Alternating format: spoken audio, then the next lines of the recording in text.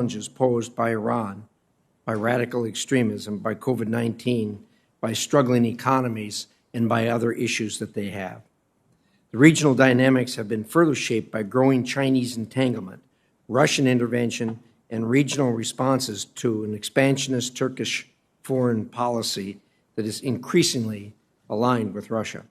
The United States' interests have not changed, namely regional stability, preventing terrorist threats against the United States, preserving stable international markets, and fostering governments that address the needs of their citizens.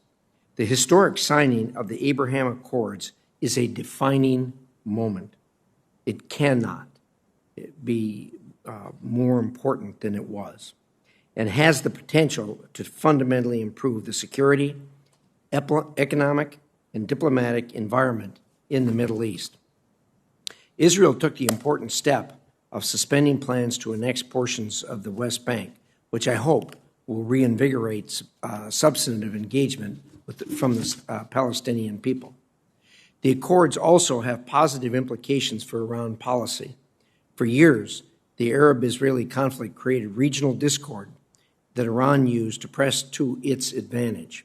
Iran's aggressive terrorist agenda has created this opportunity for Arab countries to publicly cooperate with Israel.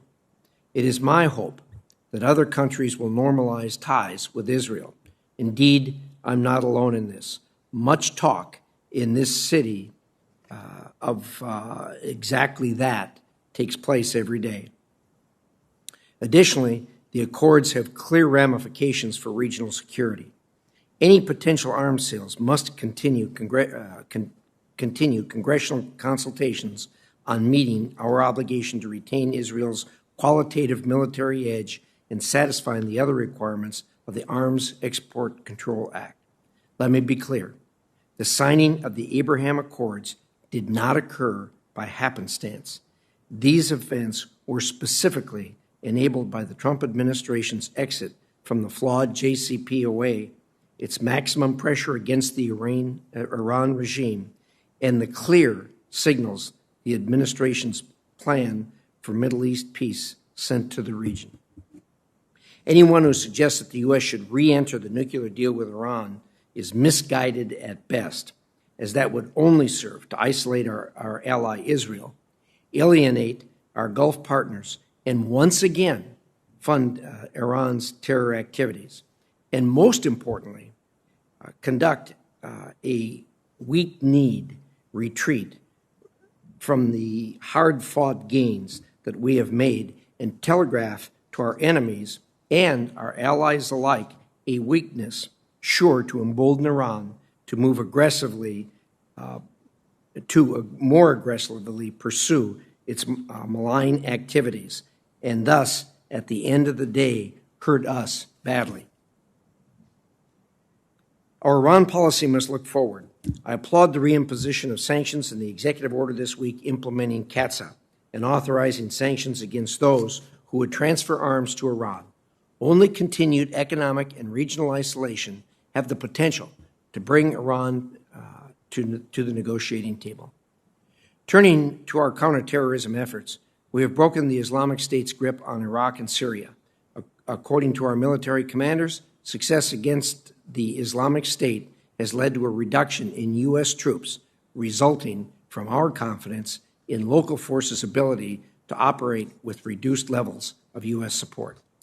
As the Department of Defense reduces its missions in the Middle East, it's incumbent on the State Department to build a lasting peace through disarmament, demobilization, and reintegration efforts. These efforts, tied to necessary reforms to reduce corruption and improve governance, will ensure lasting stability. In Syria, we continue to face one of the world's worst humanitarian catastrophes and major contributor to regional instability. As we impose sanctions on the Assad regime authorized by the Caesar Syria Civilian Protection Act, we must continue the diplomatic and UN process towards a ceasefire, supporting the Constitutional Committee and free and fair elections. We must not repeat the mistakes of the previous administration, or inaction open the door to Russian intervention and let the civil war rage unabated. In Lebanon, we see the results of a corrupt patronage system and broken political process that opens the door to deep Iranian influence. Lebanon is a nation on the brink of collapse, yet remains an important link to regional stability. I remain skeptical of Lebanon's ability to form a new government free from corruption of its political allies. Across the Middle East, there are unique opportunities to improve the region through continued normalization efforts, linking economies, joining security efforts, and continued pressure on Iran. These are real possibilities that were unthinkable just a few short years ago and maybe once-in-a-generation opportunities. I look forward to hearing the witnesses' testimony on these and related matters. With that, Senator Menendez. Thank you, Mr. Chairman. And thank you to our witnesses, both whom have spent decades in service to our country. The scope of this hearing could keep us here for days. Israel's changing diplomatic fortunes, Lebanon reeling with decades of malfeasance and a deadly explosion, Yemen facing the worst humanitarian crisis in the world, but I'll try to do my best to stay focused. While we've seen some recent positive developments over the course of the past 4 years, however, the Trump administration has only served, in my view, to create more chaos and uncertainty about our policies in the Middle East, showering autocrats with praise and, at least according to the president, saving one from Congress in the wake of ordering the slaughter of an American resident, drawing down and now redeploying troops to Syria, prioritizing arms sales and unilateral sanctions over the hard work of diligent diplomacy and strategic development. Today's hearing implies a Middle East changing for the better for U.S. interests and values, and in some ways that is true. I applaud the administration for building on years of cooperation between Israel and some of its Arab Gulf neighbors. I think we can all agree that more regional cooperation serves the interests of all the people in the region and of the United States as well. But while we should celebrate these historical achievements, let's not overlook the fact that Israel's core security issues remain unresolved, and it is still contending with threats from Hamas and Hezbollah nearly on a daily basis. Indeed, we have a responsibility to look beyond the headlines and into the details, particularly when it comes to peace declarations that come with the expectations and perhaps even the promise of significant arms sales. Let me be clear. Congress's role in arms sales is not something that I see changing anytime soon to any country, in any region, and while some things change, others stay the same, and in some cases get worse. And in fact, Mr. Chairman, I think there can be little doubt that with Iran, we are worse off now than we were 4 years ago. Now, to be clear, I bear no sentimentality about the JCPOA, but as one who has worked for decades helping to build a careful, calibrated, and critically and internationally supported sanctions regime to constrain Iran, I am seriously concerned that this administration has completely lost sight of how to achieve even its own goals, let alone safeguard our national security. Over the past 4 years, Iran has increased its enrichment level and stockpile of enriched uranium as well as advanced missile systems. It has continued its support for malign proxy actors throughout the region, even in the wake of the killing of Qasem Soleimani and a declaration of deterrence restored, quote, against Iran. CENTCOM Commander General McKenzie said recently that, quote, the level of attacks on U.S. troops in Iraq from Iran-based militias have been higher. So I ask you, is this your definition of deterrence restored? This administration refuses to acknowledge what those of us who have worked this file know. We cannot confront Iran alone. Indeed, we cannot achieve any of our policy goals in the Middle East or elsewhere alone. But this administration has so alienated our allies and partners that Russia and China didn't even need to use their vetoes at the UN Security Council, where the U.S. embarrassingly could muster only one vote in support of reimposing the arms embargo against Iran. How can you honestly say that in this context, sanctions have been snapped back?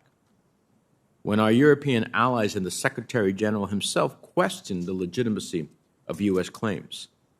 And while the Secretary rails against our historical partners, China and Russia are increasing their influence not just in the region economically and militarily, but at international fora as well, where previous administrations have been effective in advancing our nation's interests.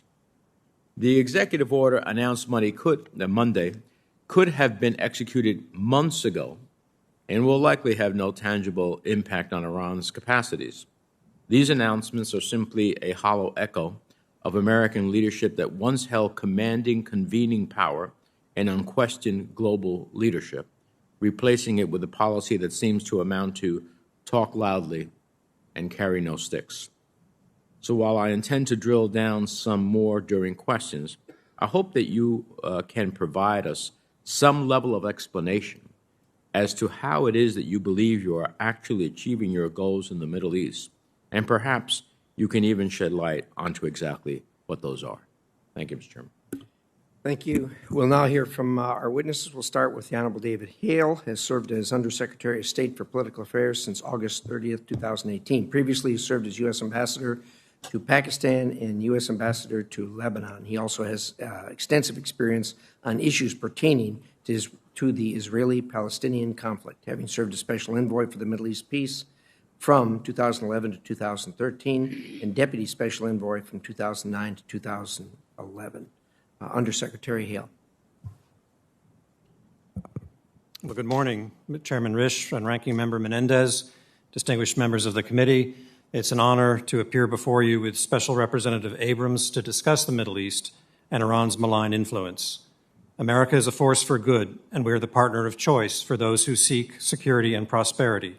It's in our national security interest to strengthen those partnerships.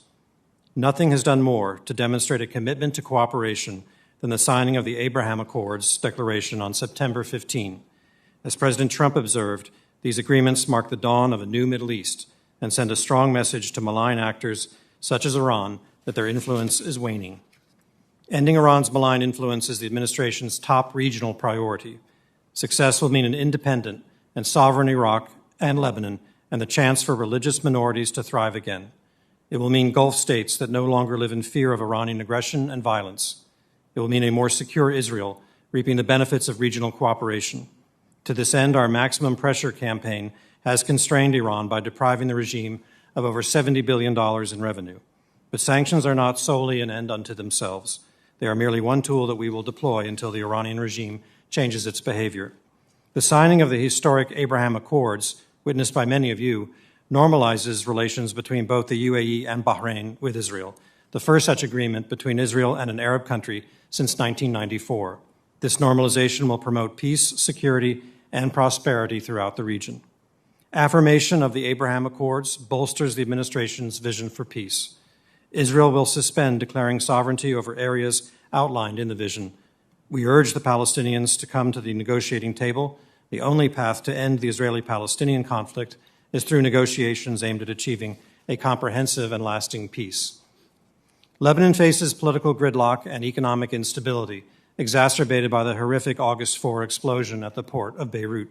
America has thus far provided over $19 million in essential relief, and we stand with the Lebanese people as they recover from the devastation. The tragic explosion is a symptom of the systemic problems in Lebanon, decades of mismanagement, corruption, and the repeated failure to undertake meaningful reform. When we see Lebanese leaders committed to real change, in word and deed, America and its international partners will be ready to help with the assistance needed to accomplish true reform. Hezbollah cultivates and exploits Lebanon's corrupt, anything-goes environment and undermines the interests of the Lebanese people through the accumulation of arms and destabilizing activities across the region. Before the maximum pressure campaign, Iran provided Hezbollah over $700 million of its approximately $1 billion annual budget. Our ability to constrain that funding is having an effect, and we will use all available tools to hold accountable those who facilitate Hezbollah's activities. This month, we sanctioned 2 former Lebanese ministers for corruptly directing political and financial favors to Hezbollah, and will continue to press our partners across the world to designate Hezbollah as a terrorist organization. The Gulf states are critical partners in our fight against terrorism and efforts to blunt Iranian influence. We have consistently pressed our partners in parallel with similar calls from Congress to end that rift. Our relationship with Saudi Arabia is rooted in robust security cooperation. It's a central component of our strategy to counter Iran and defeat extremist groups. We continue to have frank conversations with Riyadh on human rights, and we consistently tell Saudi leaders that success on the nation's reform agenda will require protection of human and especially women's rights. We support UN Special Envoy Martin Griffiths as he negotiates a lasting peace in Yemen, and we are working closely with Saudi Arabia on de-escalating violence in Yemen and welcome Riyadh's efforts to reconcile the Yemeni parties. The Houthis, armed by Iran, threaten regional security and stability through attacks against civilian targets. In Iraq, Iran-backed elements of the Popular Mobilization Forces are an immediate challenge to Iraq's stability, and we see the Iraqi people turning against Iranian interference in Iraqi affairs. The protest movement demonstrated the Iraqi people's aspiration for democratic governance, and Mustafa al-Kadhimi, Iraq's new prime minister, has begun to restore Iraq's sovereignty. In Syria, our leadership of the global coalition will ensure ISIS's lasting defeat. Using the tools Congress provided in the Caesar Syria Civilian Protection Act, we've imposed over 55 sanctions on the Assad regime.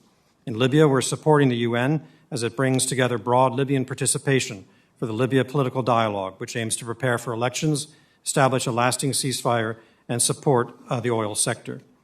In surveying the region today, we have tangible opportunities to advance our objectives of peace, prosperity, and security, and our presence and relationships serve as a bulwark against efforts by Russia and China to extend their malign influence. Thank you, and I look forward to your questions. Thank you very much. We'll now hear from Elliot Abrams, who is the U.S. Special Representative for Iran and Venezuela at the Department for State and currently on leave from his position as Senior Fellow for Middle Eastern Studies and the Council on Foreign Relations. Previously, he served as Deputy Assistant to the President and Deputy National Security Advisor in the U.S. administration of President George W. Bush, where he supervised U.S. policy in the Middle East for the White House. Mr. Abrams. Thank you, Chairman Risch, Ranking Member Menendez, members of the committee. Thank you for inviting me to testify today with Undersecretary Hale and the opportunity to provide an update on our policy toward Iran. I will try to be brief, and I look forward to your questions. Our strategy to deal with the threats from Iran has two primary objectives. First, to deprive the Iranian regime of the money it needs to support its destabilizing activities. Second, to bring Iran to the negotiating table, to conclude a comprehensive deal that must address four key areas: its nuclear program, its ballistic missile development and proliferation, its support for terror groups and proxies, and its wrongful detention of U.S. citizens. Our efforts to disrupt the regime's malicious agenda have met with real success. By any measure, we believe the Iranian regime is weaker today than when President Trump took office. The regime faces unprecedented and worsening economic and political crises. U.S. sanctions have denied Iran more than 90% of its oil export revenue, depriving the regime access to well over $70 billion in income that could otherwise have gone to fund terror operations. The consequence of this economic pressure is a change in Iran's malign behavior, willing or not. Iran's partners and proxies, like Hezbollah and Hamas, are under austerity plans to deal with a lack of funds from Iran. And as a result, the lives of innumerable Iranians, Syrians, Iraqis, Yemenis, and other innocent civilians in the regime's crosshairs have been saved. In addition to our economic pressure, we've enlisted many partners in the effort to confront the threats from Iran.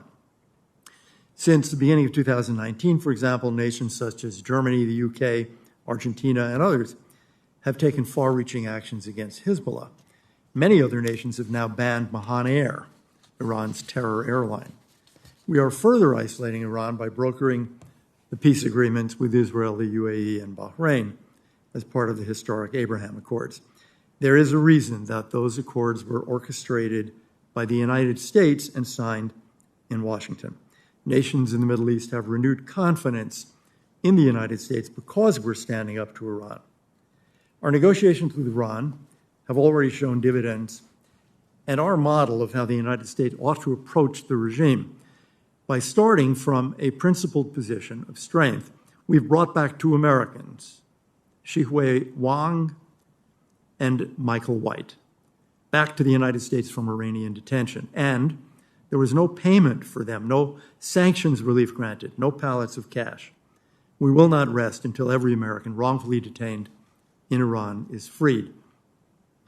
The fact that Americans can end up in Iran's jails to be used as political pawns is another demonstration of the regime's daily mockery of justice that Iranians know too well.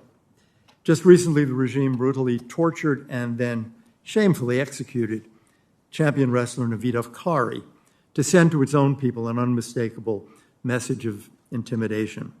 The U.S. is committed to holding accountable those who deny freedom and justice to the people of Iran. And later today, the United States will announce sanctions on several Iranian officials and entities, including the judge who sentenced Naveed Afkari to death.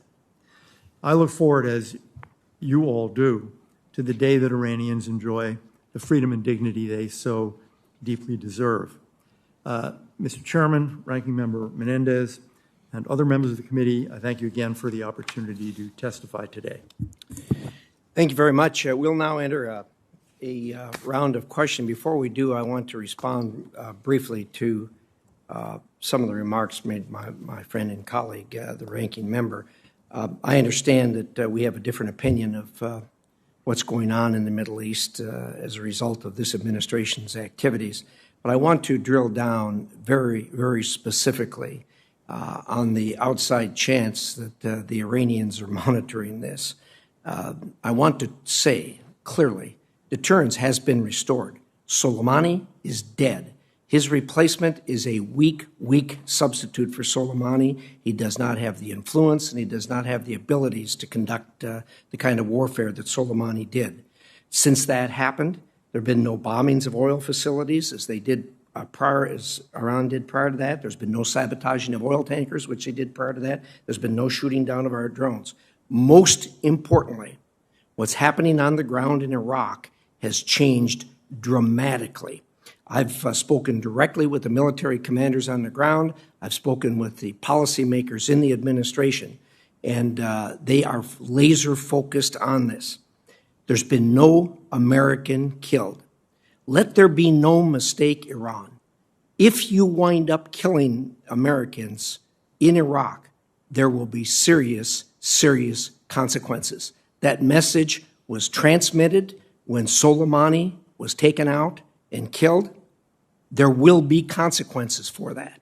So any suggestion that somehow we're backing away from that, any suggestion that somehow we are weakening on that, any suggestion that the military commanders on the ground are not dedicated to protecting American troops and to do what is necessary if indeed Iraqi attacks take the life of American citizens, American soldiers, American men and women in Iraq, there will be serious consequences.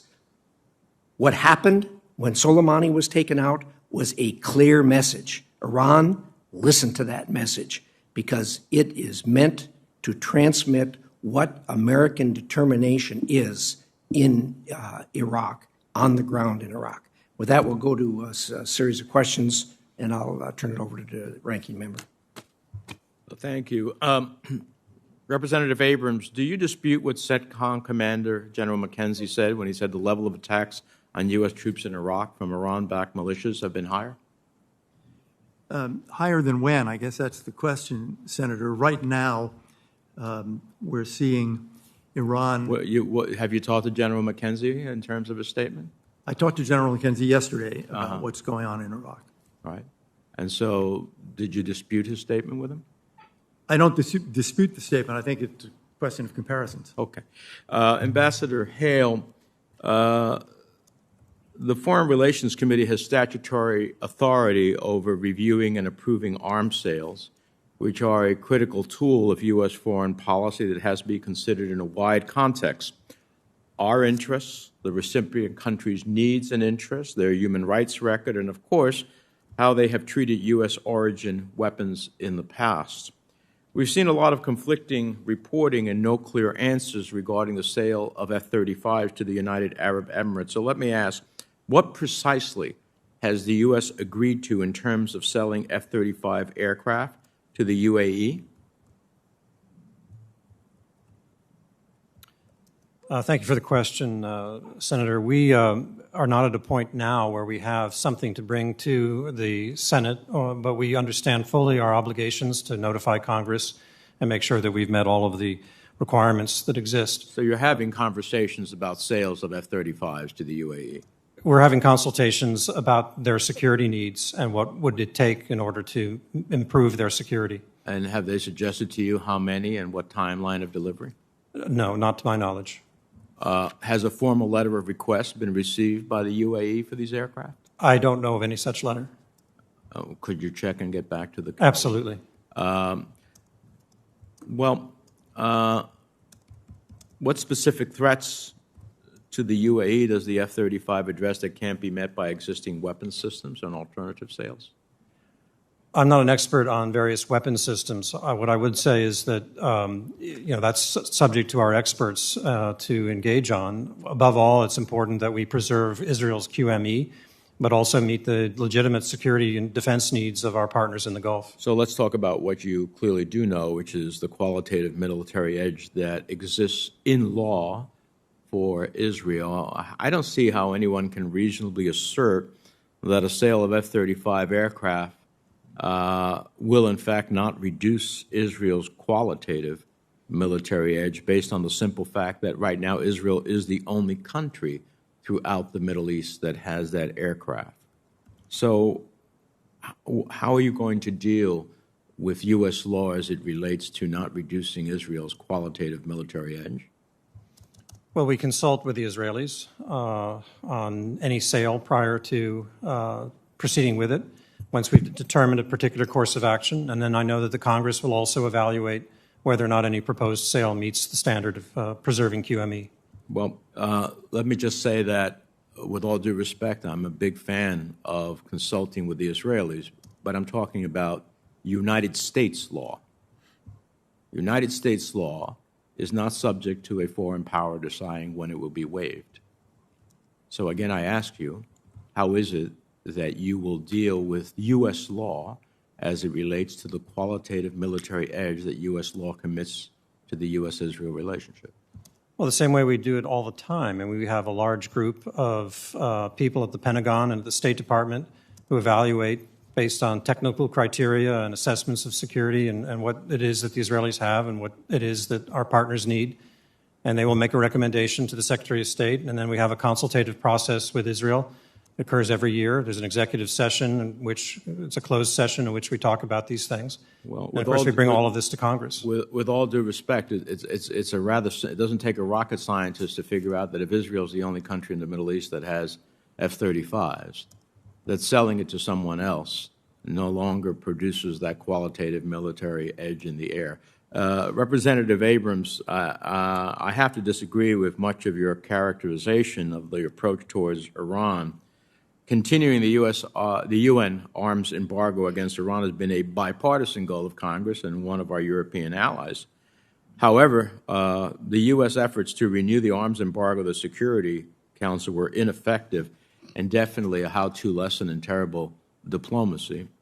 How is it possible that the United States failed so utterly and completely to build international support for our position that a number of allies even share?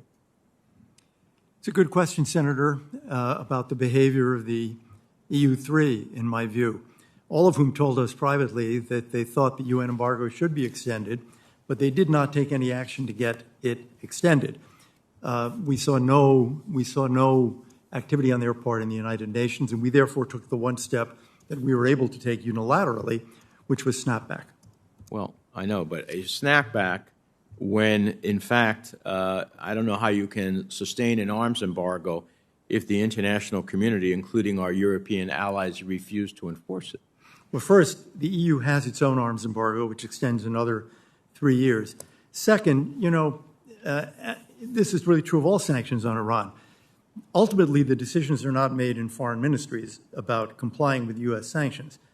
They're made by 10,000 or 100,000 individuals, company officers, company lawyers, bankers, financiers, who look at these sanctions and say, this is too dangerous, we're not going to do it. We heard this argument in 2018 that unilateral American sanctions won't work, but they do work. Well, I'll just close by saying our unilateral sanctions always clearly have a value. But the reason we created an international coalition originally that first of all brought Iran to the negotiating table was the internationalization of our sanctions regime. There is no question that the dissipation of that internationalization of the sanctions regime has less consequences on Iran. Iran today is more advanced than it was in its nuclear program than before. That is, I think, a pretty much undisputed fact, and that is concerning. Thank you, Mr. Chairman. Thank you, Senator Menendez. We have a number of people that are online with us, and this is always awkward going through this. But I'm going to use seniority as opposed to first come first serve because it's easier to do. The next one I have in seniority on the Republican side is I have Senator Gardner, who I'm told is with us online. Senator Gardner, are you with us?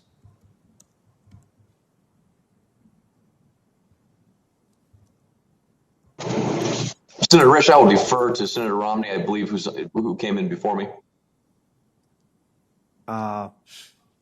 Senator Gardner hasn't responded, so Senator Romney, you're up.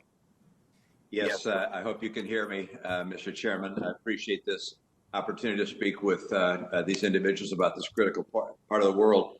Mr. Abrams, how does our support for the Lebanese armed forces advance our strategic interests in that country? I know we continue to support the Lebanese armed forces. We're very concerned about stability there. Want to make sure that we do not see a resurgence of strength on the part of Hezbollah. I for one believe that our support of the Lebanese armed forces advances the position of our friends there and deters the growth of Hezbollah influence. But I'm interested in your informed opinion. I would ask Senator that Undersecretary Hale take that question as Undersecretary first and as a former ambassador to Lebanon. Thank you. Thank you, Senator, and thank you for your support for that program. It's of critical importance to our strategy to counter Hezbollah and Iranian malign influence in Lebanon. We have been supporting the Lebanese army for a number of years. Our military experts believe that it has paid off. The army is far more capable today than it was when we began to do the job of protecting Lebanon's borders and supporting UNIFIL in trying to make sure that the South is as quiet as it can be. We will continue this program. We believe that the Army has shown that it is capable of those tasks and that it has a sterling end-user record. The equipment that we provide is all accounted for. If we were not building up the security arm of the state of Lebanon, Hezbollah would have even further ability to extend its sway over Lebanon. There would be no alternative to point to for the Lebanese people as the provider of security, the legitimate provider of security, which is the army and not a militia. Thank you, Senator. Thank you. Ambassador Hale, let me ask also, with regards to the reports that China was going to invest some $400 billion in Iran, and I presume that would have been on a loan basis. But clearly, China has its eyes on Iran and on the Middle East. Do you have a sense of what their objectives are in the Middle East, and particularly with regards to Iran, what their strategy appears to be, and how is it that we might want to counter what they're doing and whether we're already taking steps to do so?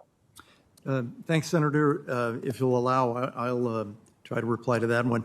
We saw the announcement of the $400 billion trade deal, a 25-year deal. The annual rate would be 10 times the current level of trade between China and Iran, which is really unrealistic. So I think that number is more of an announcement than it is a reality. We are concerned about China's presence in the Middle East. We're concerned about the potential for Chinese arms sales, not only to Iran, but to other countries in the Middle East. China's interests, of course, start with oil. China's a big oil importer, and they're obviously trying to make sure they get the oil supplies that they're going to need, but they also want political influence. So we are watching that very carefully, and in all of the countries that are friends of ours, including Israel, we have conversations about the need to be very careful about the level of Chinese involvement, because the economic involvement very frequently becomes a source of difficulty, both economically and politically, for the countries that permit it.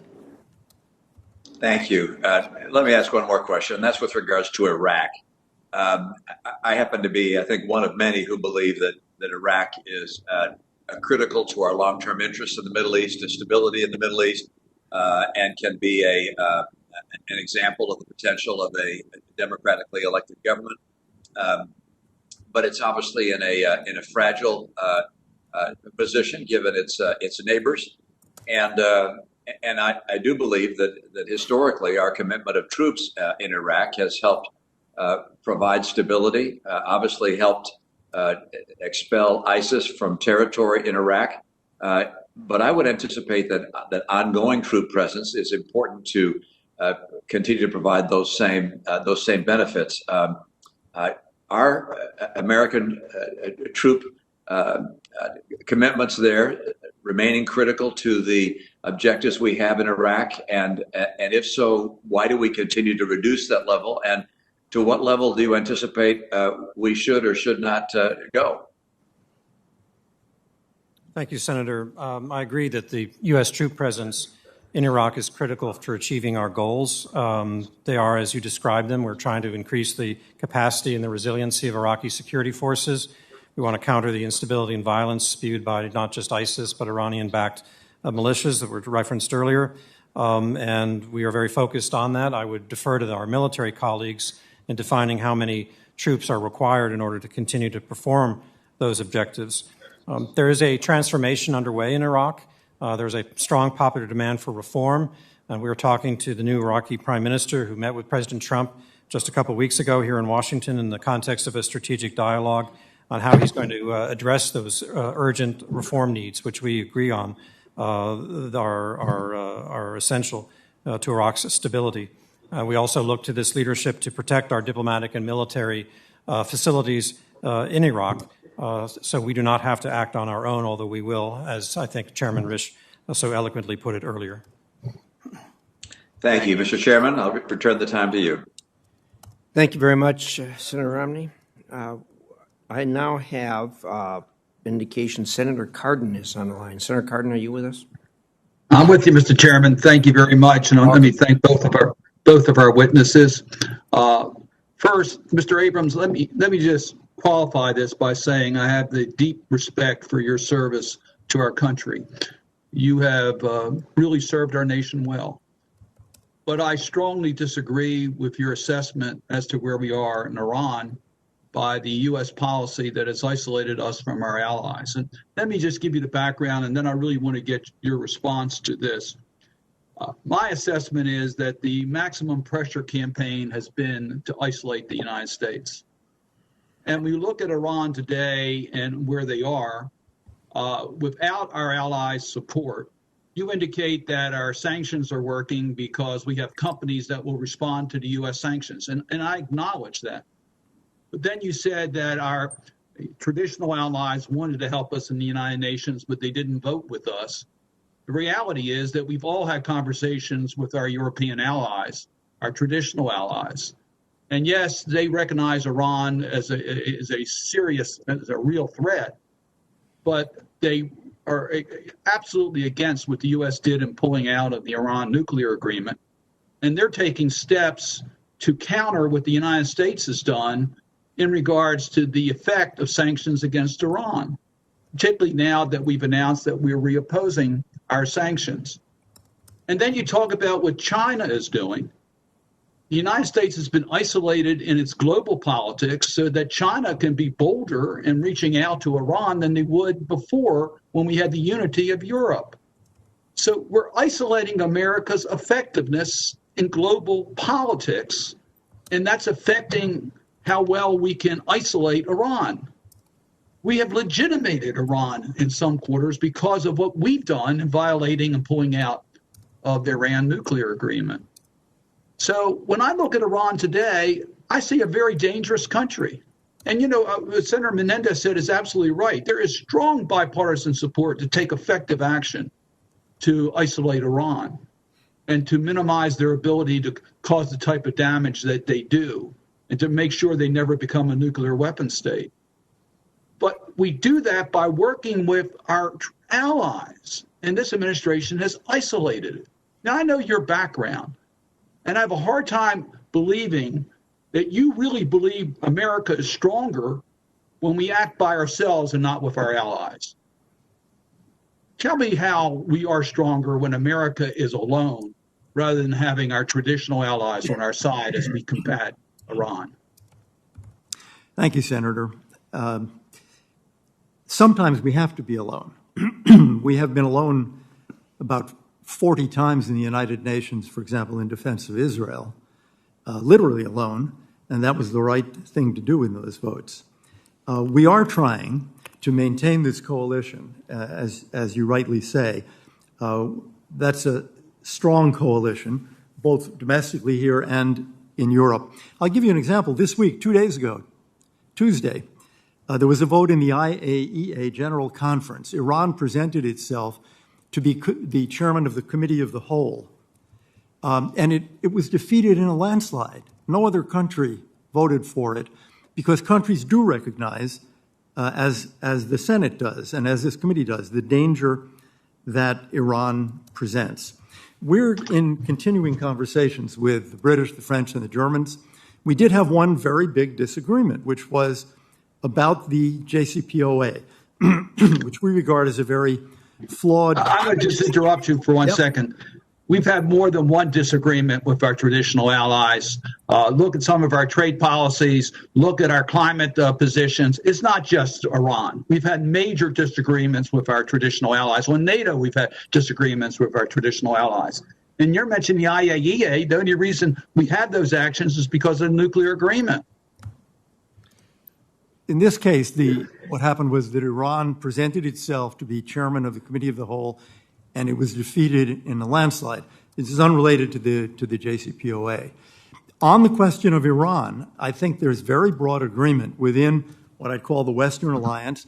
I've been in touch with British, French, and German colleagues in the last few days, and it's clear to them, as it is clear to us, that we need to work together in the months and years ahead to deal with this terrible problem of Iran. Where we had a deep disagreement was, should we value retaining the JCPOA and allowing the arms embargo to go away, or should we say, no, the arms embargo has to stay?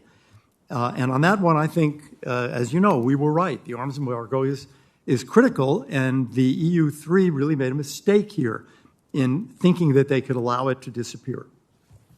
My last point, I know I've run out of time, is that if we were still in the Iran nuclear agreement, our allies would have been with us at the United Nations on this vote. The only reason they're not with us is because of the action taken by the United States in withdrawing from the nuclear agreement. Thank you, Mr. Chairman. Thank you, Senator Cardin. We will now go to, next one I have on my list is Senator Young, who's with us online, I believe. Senator Young?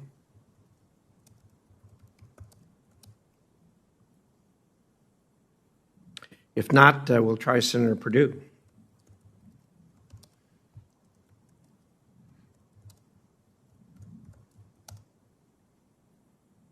The next one I have on my list, we will now go to Senator Shaheen, who's here in person. Thank you, Mr. Chairman, and thank you to both of you for your service to the country and for being here today. I was pleased to see this week that Britain agreed to renew information sharing with the United States with respect to bringing a case against the two terrorists known as the Beatles, who are suspected of being responsible for the killing of Americans James Foley, Peter Kassig, Stephen Sotloff, and Caitlin Mueller. I wonder if the goal is to bring those two terrorists back to the United States, to try them in a civilian court, to get justice for the families, and to send a signal to the rest of the world. Can you, Undersecretary Hale, speak to the message that sends to terrorists around the world if we are able to do that? Yes, it would be, I think, a very powerful message, Senator, that we will be relentless in pursuing justice on behalf of American citizens who have been killed or injured in any way by terrorist organizations. We simply will not rest until we are able to see justice done. Thank you. And can you tell me, is the State Department supportive of that effort? Are you working with the Attorney General? Yes, Senator. Thank you. Last month, the UN's counterterrorism chief confirmed that 10,000 ISIS fighters remain active. Obviously, the Beatles were ISIS fighters, and that attacks have significantly increased. We also have heard from Ambassador Jim Jeffrey, who is the State Department's envoy, expressing concern over ISIS regroupings and attacks. So I wonder if you can speak to the reason we sent additional troops into Syria. They were speaking with respect to ISIS presence in Syria. I had a chance to visit Syria in 2018. I saw the difference that our presence in northeast Syria made to the Syrians, to maintaining stability in northeast Syria, preventing the Russians and the Iranians from coming in, the Turks from coming in, and the president precipitously withdrew those troops. Now we are sending troops back in to northeast Syria. Can you speak to why we're doing that? Well, we've had a continual presence. There's been a small adjustment downward, relatively minor, from I think 1,000 to 800 soldiers. Again, I defer to my military colleagues on assessing just who they need on the ground to complete the mission. But you know from your travel and your close work on this that while we've made great progress, we have not achieved our success yet in the enduring defeat of ISIS in Syria. We will continue to work with the Turks. We will continue to deconflict with the Russians. The job's not yet done. Well, I appreciate your saying that, because we've heard from a number of officials, including the president, that we have defeated ISIS in the Middle East. So you would disagree with that statement? You believe that we still have work to do with respect to ISIS? We've made tremendous progress, and we are very close to completing the task, but the task is not yet done. Thank you. Representative Abrams, I'm concerned that the administration has really lost the focus on our policy towards Iran. And I share the concerns that you've heard from some of my colleagues here about our ability to contain Iran's nuclear ambitions without the JCPOA. So can you talk about just what's most important as we think about how we address Iran's malign activities across the Middle East? What are we most focused on, and how do we engage the international community, as Senator Cardin has suggested we need to do in order to be successful? Thank you, Senator. I would say two things. We're focused on Iran's nuclear program, and we're focused on its malign activities in the region, support for terrorism, primarily its activities in Yemen, in Iraq, in Lebanon. Our view of the JCPOA, which some members of the committee shared when it was first introduced, is that it is really not a permanent obstacle for the Iranian nuclear program. It almost paves the way because, there are sunsets at 5 years first. No, I appreciate that. I voted for it. So I understand the limitations that it had. However, it kept Iran from getting a nuclear weapon, and we don't have those same constraints today. Well, in our view, the path ahead should be to negotiate a comprehensive agreement that is a permanent block for Iran getting a nuclear weapon. And are we trying, excuse me for interrupting, but I'm about to run out of time. What are we doing to bring Iran to the negotiating table? And what hope do we have that might happen sometime in the near future? Obviously, Iran doesn't want to do it. Doesn't want to give up the nuclear program, doesn't want to give up the support for terrorism. So in our view, the only way to get them to do it is what we call a maximum pressure campaign. And the If you look at the Iranian economy, with even now this week, the rial falling to an all-time low. Today, 290,000 to the dollar, which is an all-time low. We think that with that pressure, once our election is over, they will come to the negotiating table. Thank you. Mr. Chairman, can I have another minute to ask a question about Go ahead. Lebanon? Yeah.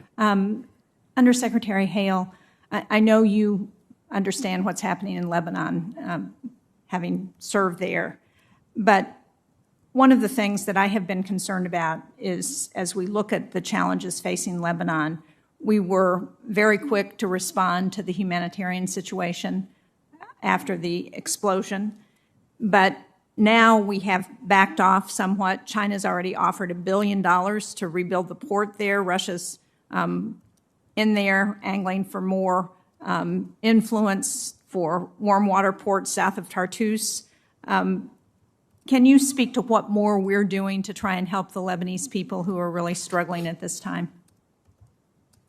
As I mentioned in my opening statement, we have contributed $19 billion to the immediate humanitarian crisis.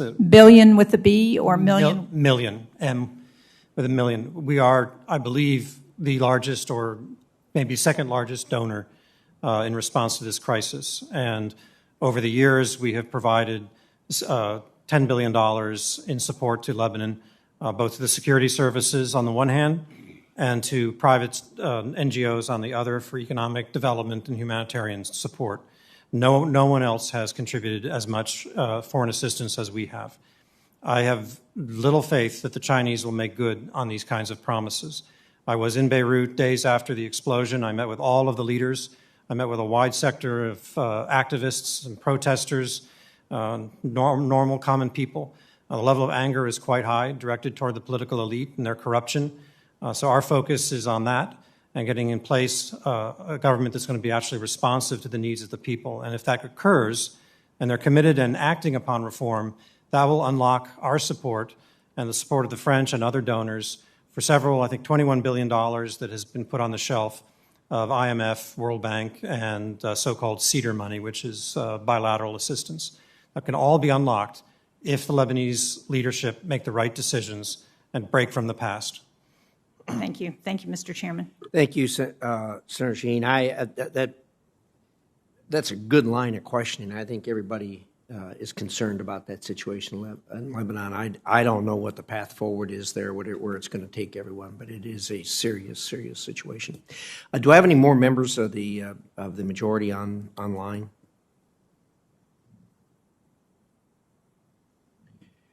Okay, if not, next one I have on the list that told me they're online is Senator Udall. Senator Udall, are you with us?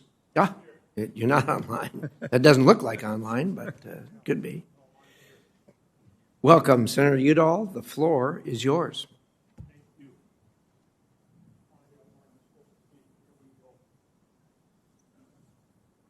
Big enough room, you should be able to find a chair, Senator Udall.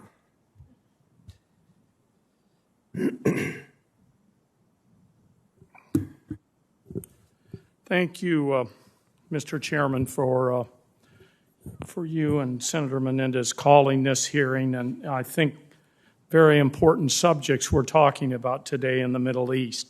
You know, after 20 years of uninterrupted war, the forever wars in the Middle East continue. Contrary to the Trump administration's pronouncements, we are even more entrenched in the region than before and no closer to revoking the 2001 AUMF being used to justify wars that Congress never authorized. Just last week, instead of drawing down from a war in Syria that no one in Congress voted for, the administration sent more troops to a country where no strategic U.S. interest exists and threats to American forces are everywhere. Maximum pressure is an abject failure, and I agree with Senator Cardin on that. It has traded an agreement that placed limits on Iranian enrichment for bluster, increased enrichment, and threats of war, all enacted out of spite for the previous administration's progress. Let's be clear, the United States left the Iran nuclear agreement and now wants to be the arbiter of how it's enforced. That is ludicrous, and as a result, the U.S. is now more isolated around the world. I want to reaffirm that neither, and this question is directed to both witnesses, that neither the 2001 nor 2002 AUMF give this president the authority to go to war or to enter into any hostilities with Iran.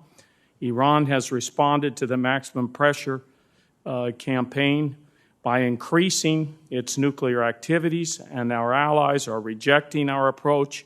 What is the next step? Do you expect the Iranian regime to collapse or give up, or should the American people prep for more unconstitutional attacks on Iran that might precipitate a new war? Thanks, Senator. The next step, we hope, would be a comprehensive negotiation. Hey, should I direct the Yemen question at Mr. Abrams? I do both witnesses. Well, I'll start. That's the goal. The goal of the maximum pressure campaign is to deny Iran the money with which the regime is doing the many things to which all of us object, and to get them to the table to negotiate a comprehensive agreement that would deal with the nuclear program and its conduct in the region. Mr. Hale? Well, I might address your question about the use of AUMF.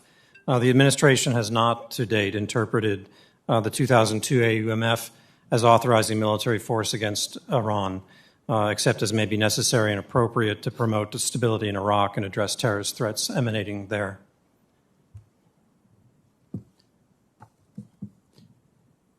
Mr. Abrams, you have a lot of experience in Latin America with coups, authoritarians, and failed democratic transitions of power.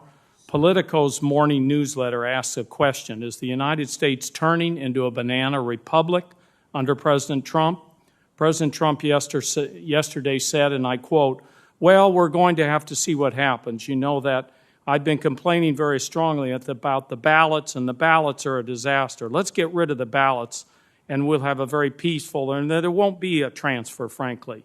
There would be a continuation. The ballots are out of control. You know it, and who knows it better than anybody else? The Democrats know it better than anybody else." End quote. That's the President of the United States talking about the election. Senator Romney replied to these comments by posting on social media that, quote, "fundamental to democracy is the peaceful transition of power. Without that, there is Belarus. Any suggestion that a president might not respect this constitutional guarantee is both unthinkable and unacceptable. As a high-ranking official in the U.S. State Department, which has a mission to promote democracy, who do you agree most with and why?" Senator, I'm not going to parse the president's remarks. I think we're all proud of American democracy, and we continue in this administration, as did our predecessors, to promote the expansion of democracy around the world.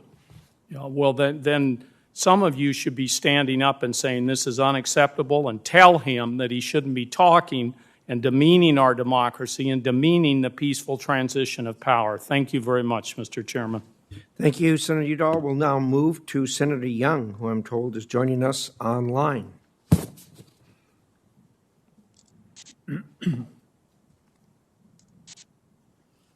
Mr. Chairman? Senator Young.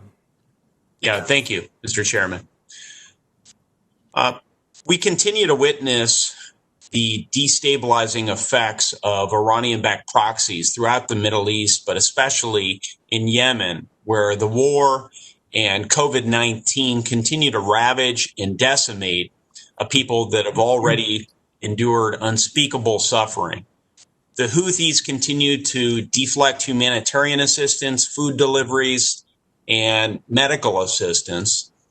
And the war is so complex in Yemen, with many different facets deserving blame, but Iran's role certainly can't be overlooked.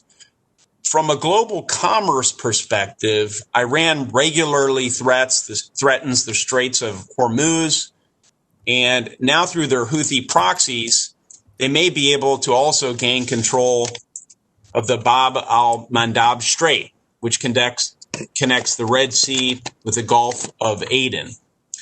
If successful with gaining control over the key straits on both sides of the Arabian Peninsula, Iran would completely change our ability to access the region and alter how commerce is able to flow.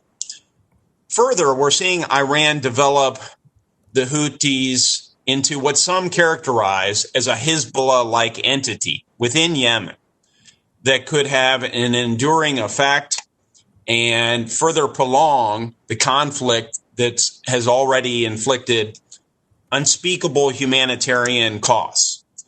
So either Ambassador Abrams or Secretary Hale, could you address what we're doing to end the conflict in Yemen? I know you spoke to this at some length in your opening remarks, but maybe you could expand on that.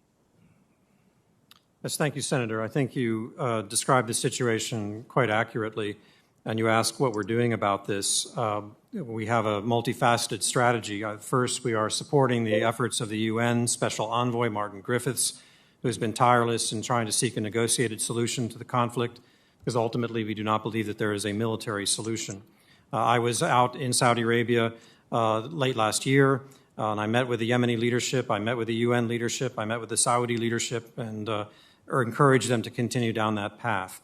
We're also doing our utmost to interdict the weapons flows from Iran that you have cited, and encouraging our allies to do likewise and disrupt the Iranian smuggling networks that are supplying these weapons and materiel to the Houthis. We're also doing our utmost to work with our partners to ensure that extremist groups are not using Yemen and its stateless areas as a safe haven from which to conduct attacks. We're trying to keep the aid moving to the humanitarian needs of the Yemeni people, but the Houthis have been interfering severely with that. We're doing our best, but there have been real gaps as a result of that. But we share all of the concerns that you have. As I say, we're doing this, deploying this multi-pronged strategy in order to see that our interests are protected there. Thank you. Thank you. Ambassador Abrams? The only thing I'd add, Senator, is that we're also clearly maintaining the level of military strength in the region that we think is necessary to protect those two choke points that you mentioned, the Strait of Hormuz and the Bab el-Mandab. Thank you. Thank you both. How is the administration preventing Iran from replicating the Hezbollah model in Yemen? And you can expand that to address other geographies as well.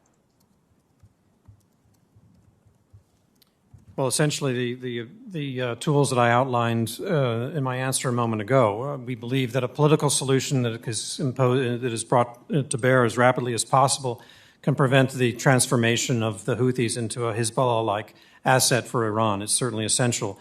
We've seen how Hezbollah grew from a relatively small, if potent, terrorist cell to what it is today with its arms in every direction. We definitely want to prevent that from happening. So we are doing our utmost to combat the Iranian influence. We have been encouraged that the Republic of Yemen government has reached out to the Southern Transition Council and reached an agreement with the South, so that is beginning to put pressure from both directions on the Houthis. But there's a lot of work still ahead of us. Okay. We'll continue to monitor that. I think I have about 90 seconds left, but I'll go ahead and pivot to Turkey under Secretary Hale. Many have discussed how the Abraham Accords might influence Israel and Arab state efforts to counter the regional influence of Iran. But what about Turkey? Turkey and Iran have similar ambitions for recreating the empires that they once had, and both desire to lead the Muslim world.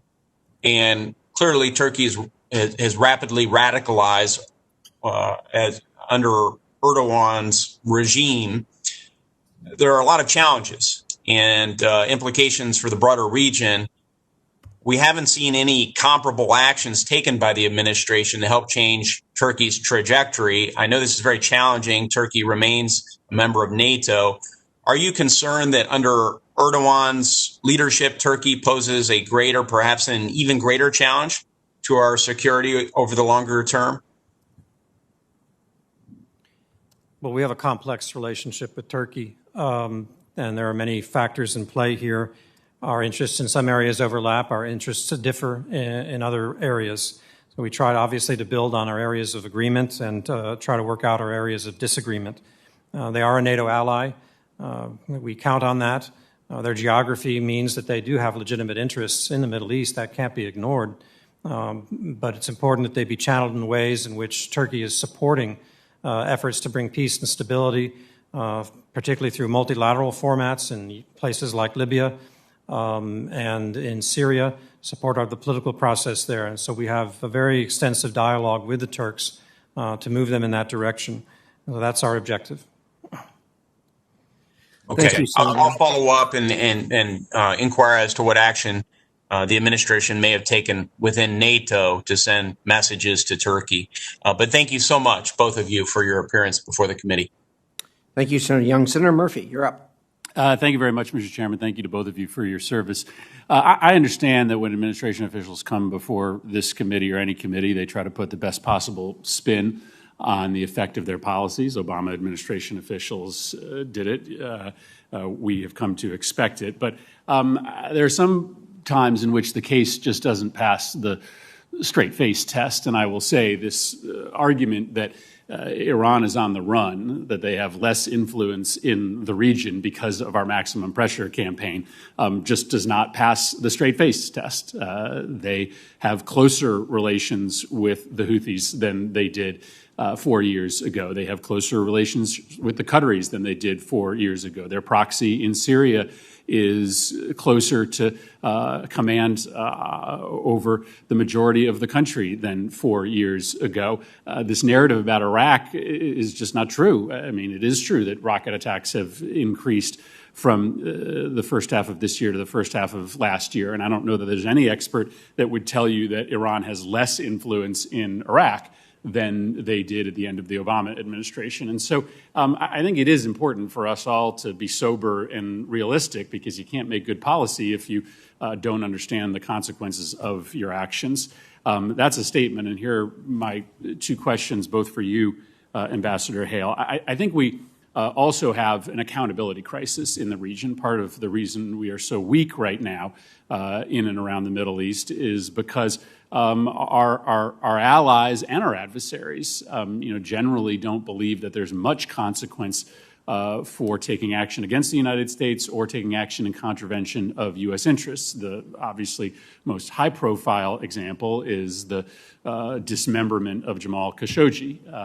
There were no consequences of any serious nature against Saudi Arabia for that brutal murder.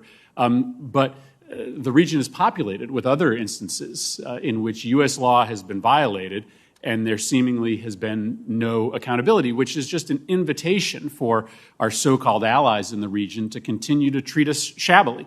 And I think it has consequences for the next administration as well. And so, Ambassador Hale, let me pose two examples for you and ask for an update on whether there has been any accountability. The first is in UAE. We've talked about the potential pending sale. I've asked this question several times, but UAE admitted about a year and a half ago to taking U.S. weapons and transferring them to very dangerous Salafist militias that have interests on the ground in Yemen. This wasn't just reported. This was admitted to by UAE. And for a year and a half, this committee has been told that it has been under investigation. And so my question is, what specific steps have been taken to hold UAE accountable for the illegal transfer of U.S. weapons to militia groups on the ground in the region? And second, in Egypt, on July 13th, American citizen Mustafa Qasim died in an Egyptian prison. His death was entirely preventable. He had submitted the paperwork to renounce his citizenship so that he could be released to the United States.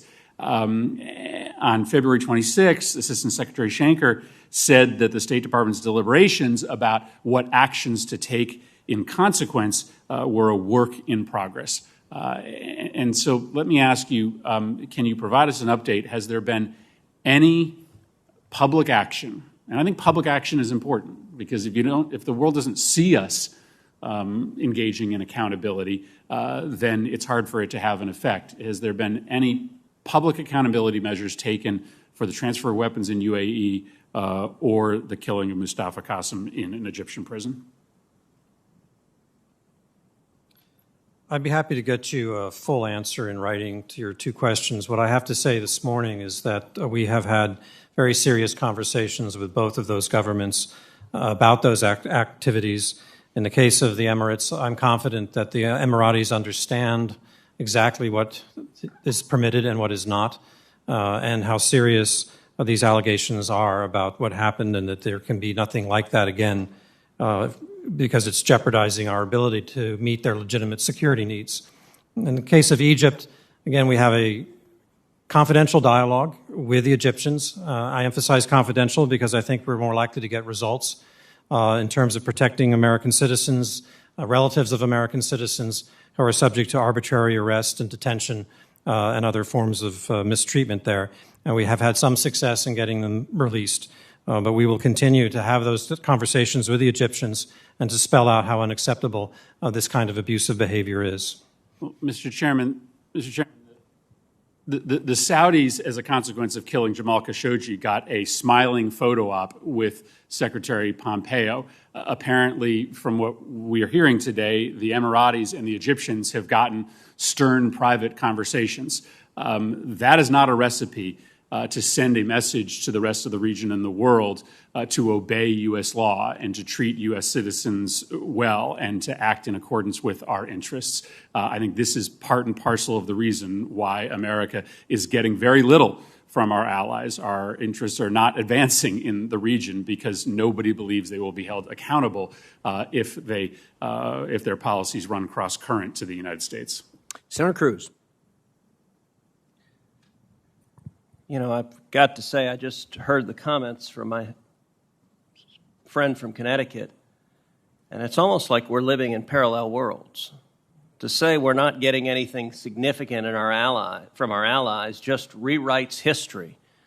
I had the great joy of being at the White House last week for an historic peace deal, where for the first time in 3 decades, an Arab country normalized relationships with Israel. The UAE did so, and within a matter of weeks thereafter, Bahrain did so.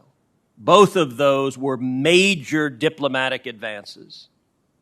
They hadn't happened for decades, and the Saudis, whom the senator from Connecticut just cast aspersions at them, played a major role in brokering Middle East peace, including for the first time as allowing Israeli planes to overfly Saudi airspace. So I understand that we're 41 days out from an election, and so everything has to be bad in foreign policy if your opponent is the incumbent. But I do think this committee deserves some acknowledgement and recognition of the historic events that are playing out right now. Events that have made our allies safer, events that have made the Middle East safer, and events that have made America safer. Mr. Abrams, you're a longtime expert on the region. What are your thoughts on the historic peace deal that was just brokered by the President? I'm reminded, Senator, of the many people who said that this could not happen without an Israeli-Palestinian peace agreement. But the administration thought that it would work in the other direction, that the first thing to try to do was to normalize relations between Israel and a number of Arab states, and then that might have an influence on Palestinian conduct, and proved to be correct. Well, and I'll tell you, it really proved right some conversations we had in 2017 in the first year of the Trump administration. As you know, there were vigorous debates within the administration on a number of foreign policy questions. One question was whether or not to move our embassy in Israel to Jerusalem. The department where you work today, the State Department, opposed moving the embassy. The Defense Department opposed moving the embassy. I engaged vigorously in those debates directly with the President. The argument that State and Defense made, and the argument that some in the White House made, is that moving the embassy to Jerusalem would enrage the enemies of Israel, it would enrage the enemies of America, and it would make peace in the Middle East harder to achieve. In my view, that was precisely backwards. That the reason peace has been so difficult to achieve, in part, has been the consistent ambiguity of U.S. policy, the wringing of hands, where the enemies of America and the enemies of Israel did not know where we stand. And what I urge the President is moving the embassy will be heard crystal clear across the globe by America's friends and by America's enemies, that America stands resolutely and unshakably alongside our friend, the State of Israel. I was there in Jerusalem the day the embassy opened, a time of celebration and dancing in the streets. And I do not believe it was coincidental that within a week of the embassy opening, the administration announced what I think is the single most important foreign policy decision of the last 4 years, which is withdrawing from the catastrophic Obama-Iran nuclear deal. Both of those together, in my judgment, were the essential preconditions for the historic peace deal that rolled out within the last couple of weeks. That clarity, I can tell you in the last couple of weeks I've had conversations directly with the ambassador from the UAE and the ambassador from Saudi Arabia. Both of them told me, said, the reason we are cutting this deal is because we want to be friends with America. We want to be closer friends with you, and we know you care that we make nice with Israel, so we're willing to do that because we want a closer friendship and alliance with the United States. I think that is an incredible victory for clarity in foreign policy and is something worth learning from, celebrating, and emulating going forward. Thank you. Thank you, Senator Cruz. Well said.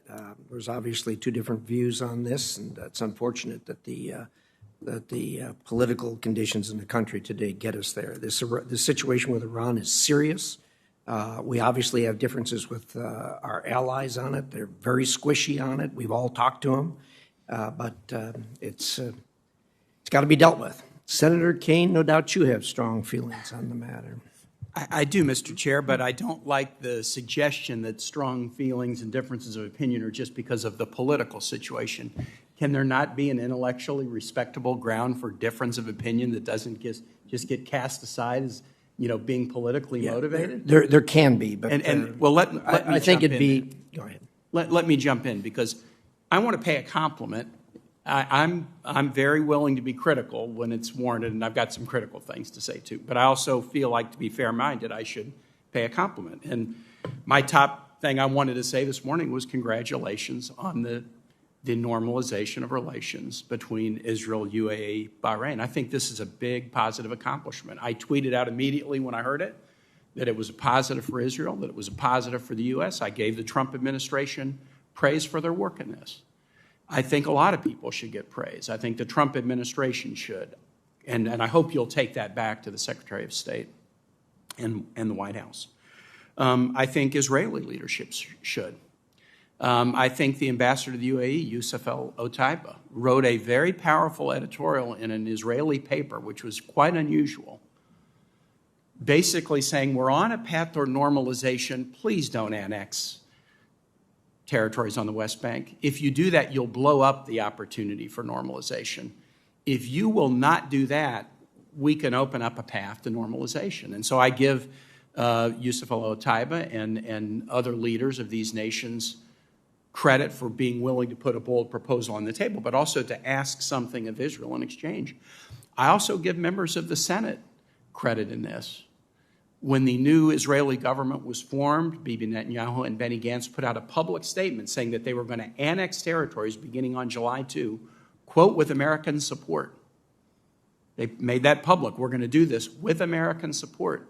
Many of us in this body looked at that language and said, if you're going to say publicly you're doing annexation with American support, then we're going to publicly say, please don't do this. We had a letter that about a quarter of the Senate signed to Israel saying we would view this as catastrophic to peace prospects. We would view it as violation of U.S. policy. We would view it potentially as a violation of international law, destabilizing in the region. And I think the Israeli leadership looked at all of these things. Here's a path to peace and normalization. Here's a path that could lead to strained relationships in the region and potentially strained relationships in the United States. And they did a calculation that I think was the right calculation for peace in the region and for their own security, which is to enter into this deal. So I have no trouble saying thank you and congratulations to this administration and to the Israelis and to UAE and the other nations, and also say to my Senate colleagues who firmly stood up for the need for peace dialogue and against unilateral action by the Israelis in an annexation, these stars aligned and produced something positive. That's a good thing. That's a good thing. That's a good thing. I do associate myself with comments by folks on this side of the aisle, and I don't think they're political. I believe them earnestly and sincerely that the policy with respect to Iran has been a disaster, because there's not a single thing we couldn't have done, this administration couldn't have done, had they kept the Iran deal and pocketed it and enforced the hell out of it, and then also utilized the fact that the JCPOA was only a narrow deal dealing with the nuclear portfolio that didn't forbid the U.S. from engaging or imposing sanctions for ballistic missiles or sanctions for bellicose activity in the region in Yemen or Bahrain or anywhere else. We had a huge suite of tools we could use against Iran. There's not a single thing this administration has done to put pressure on Iran that we couldn't have done while pocketing the gains of that deal and imposing pressure on Iran to comply with it. And had we done that, we wouldn't have been at odds with our allies. Had we done that, it would have been easier to find a nuclear deal with North Korea. As soon as the U.S. decided to blow up a deal that everybody said was being complied with, North Korea looked at our desire to find a nuclear deal and basically said, hold on a second. If we're going to do a deal and the U.S. will just gladly walk out of it, even if it's being complied with, it immediately made it much more difficult. So I will associate myself with a lot of what Senator Cruz said on the first part of this, that these normalizations were very, very significant accomplishments. I agree with that. But I have to completely disagree with respect to Iran. I hope you'll keep pressure on Saudi Arabia. Saudi Arabia has people in jail or under trial who are Virginia residents. Jamal Khashoggi was a Virginia resident. There's been no accountability, and the president is bragging that he basically got Congress to back off and allow impunity for MBS. There Aziz al-Youssef and other Virginians who have been in prison for women's rights activism in Saudi Arabia are under trial for it. We have to keep the pressure on for them. And Secretary Hale, you know the situation so well. I've seen you more in the Middle East than I've seen you in the United States. I mean, you know this situation so well. We have to keep the pressure on Saudi Arabia to advance human rights and not be one of the most egregious violators of human rights in the world. And I have confidence that to the extent you can, given the fact that the president wants to save MBS's ass, as he said, I'm using his words, to the extent that you can, I'm confident that you will. And with that, Mr. Chair, I yield back to you. Thank you, Senator Keene. You discharge yourself well when you compliment the administration for their success. We appreciate that. And I agree with you that we should have the ability to have a your colleagues are amused by the fact, I guess, that you've complimented the administration on their success. But in any event, you're right that we should have a legitimate discussion about Iran. And one would sit around listening to this with the Republicans on one side and the Democrats on the other as if it's somebody in this room's fault. I think we all need to agree. All of this is the result of Iran's malign conduct. And I agree with you that it would be really nice to sit down and make an agreement. The problem is, one thing I disagree with you strongly on is that, well, we should have stayed in the agreement and then enforced the heck out of it and everything would be all right. This is a country that's killing American men and women.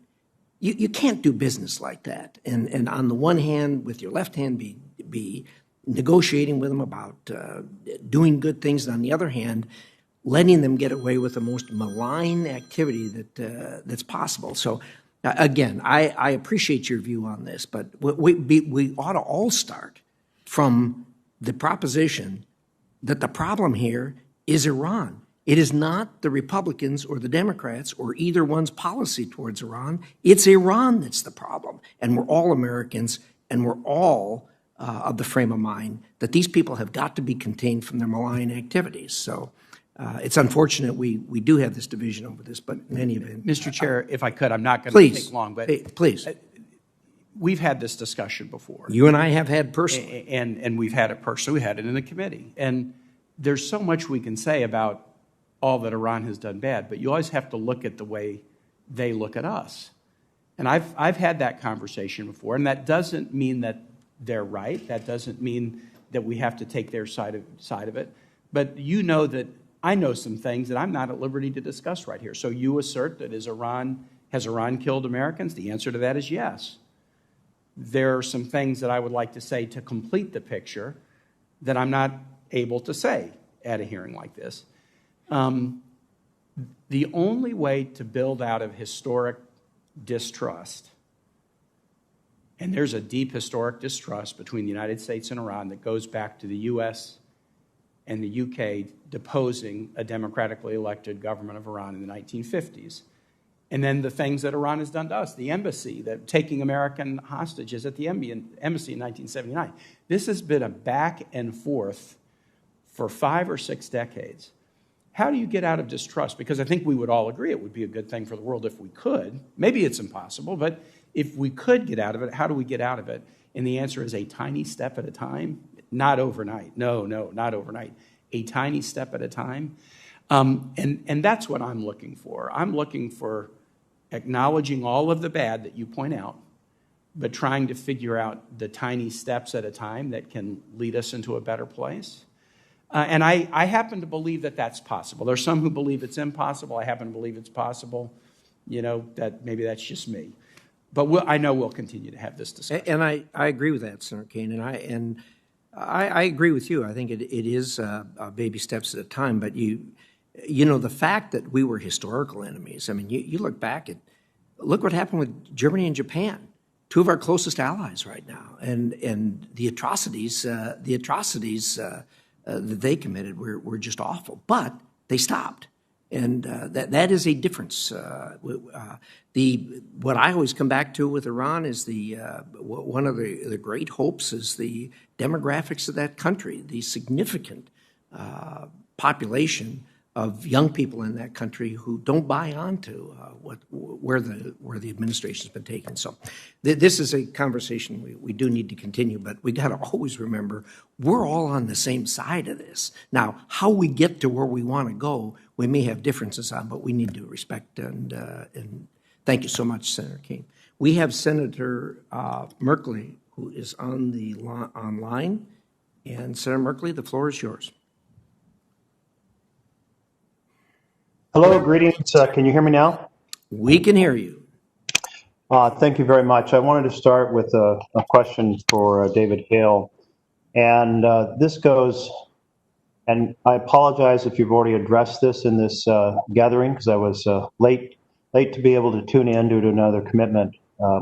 But the question is this: in context of our relationship with Saudi Arabia has shown interest in developing a nuclear cycle. The Wall Street Journal noted in August of this year that they had built a facility they had not disclosed to the world to extract yellow cake from uranium ore, essentially the front end of a nuclear cycle.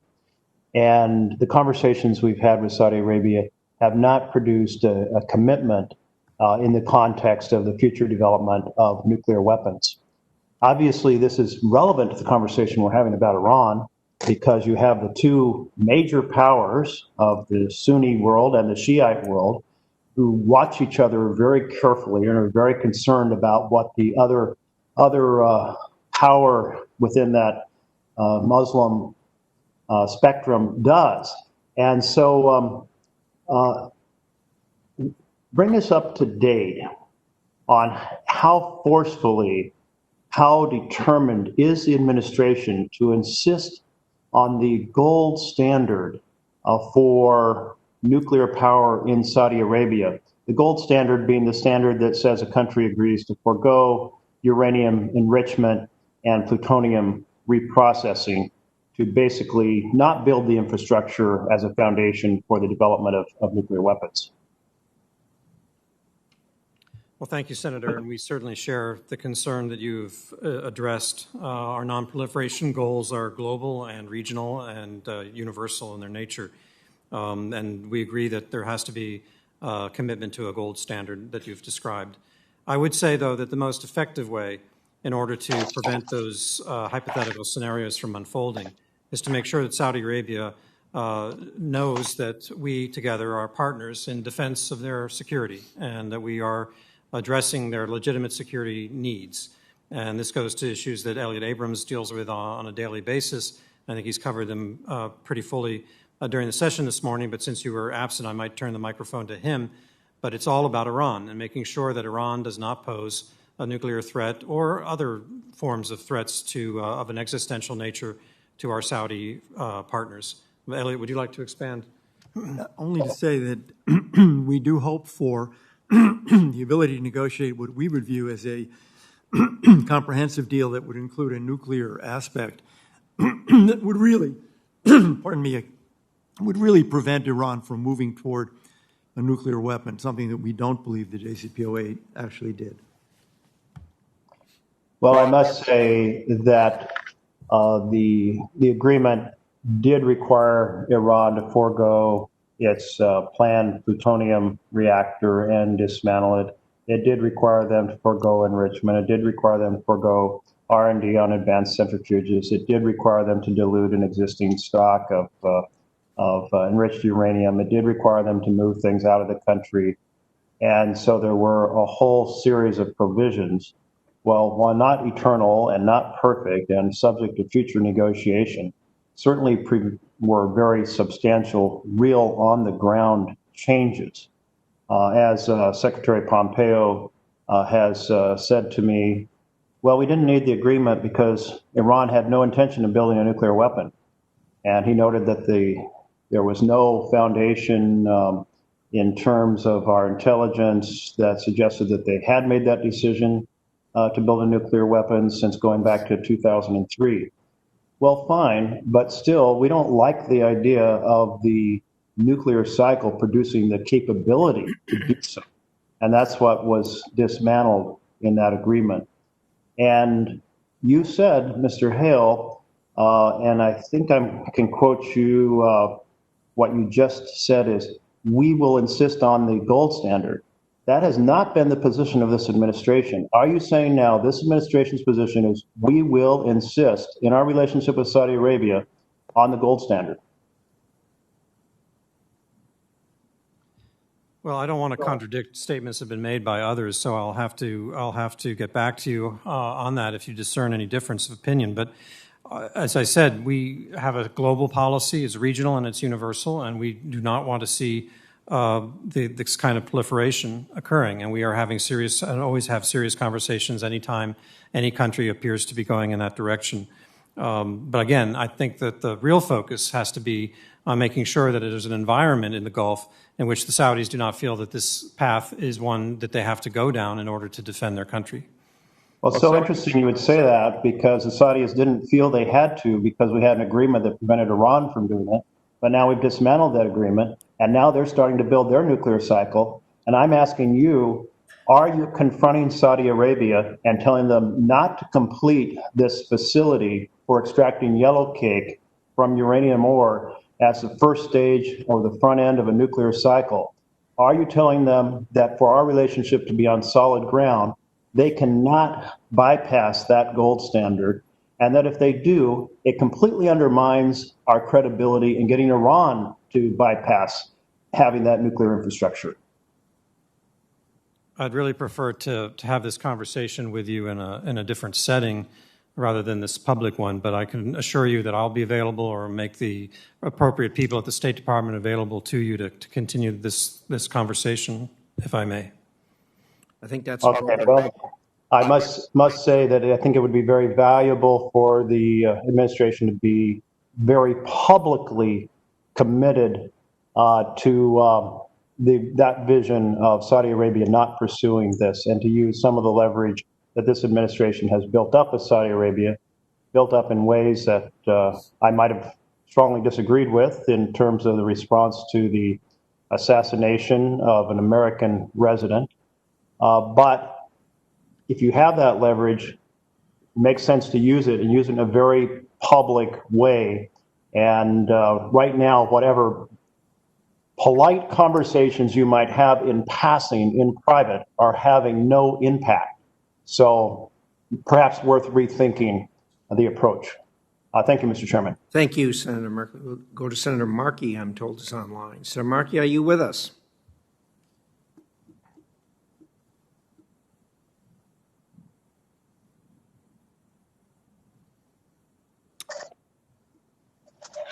Hello. Hello, who? Hello, yeah, Mr. Chairman. Senator Markey, welcome. Thank you, Mr. Chairman, so much.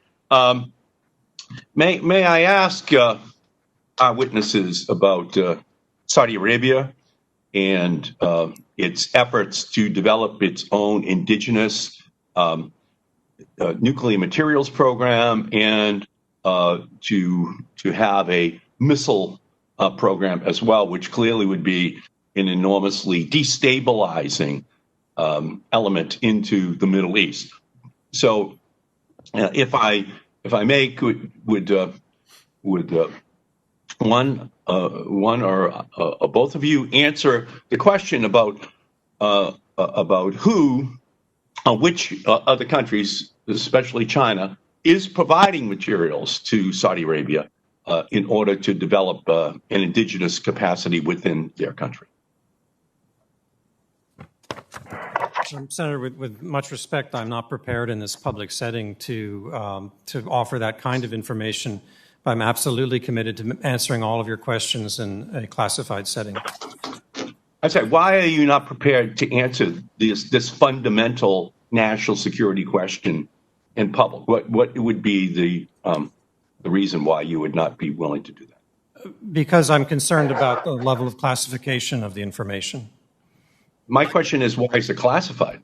In other words, if China is helping Saudi Arabia right now, the American people have a right to know that, especially a month before a presidential election. So why would that not be something that the American people should know, that there is a potential nuclear weapons program inside of Saudi Arabia that is being built right now? Can you give me the reason why? You're saying it's classified. I would ask you, why is it classified? Any information that I've seen about this topic has been classified, and therefore I can't really share it here in this room. But I'm absolutely prepared to coming to you with the right people to answer any questions that you may have related to this set of issues. Right. All right. Well, tell me this then. What limits would the administration place upon a potential 1-2-3 agreement with the Kingdom of Saudi Arabia, particularly as press reports indicate they are progressing in other areas of their nuclear fuel cycle and ballistic missile technology? I don't have the capacity to answer the question. It's somewhat hypothetical, and it's not my field of expertise. I'm not trying to sidestep it. I just don't have answers for you. Well, we're having a briefing on the Middle East, and I don't think there's anything more volatile than whether or not Saudi Arabia is trying to develop a nuclear weapons technology. Do you believe we should trust Saudi Crown Prince Mohammed bin Salman when he stated in 2018 that if Iran developed a nuclear bomb, we will follow suit as soon as possible? Should we trust bin Salman not to be developing it right now?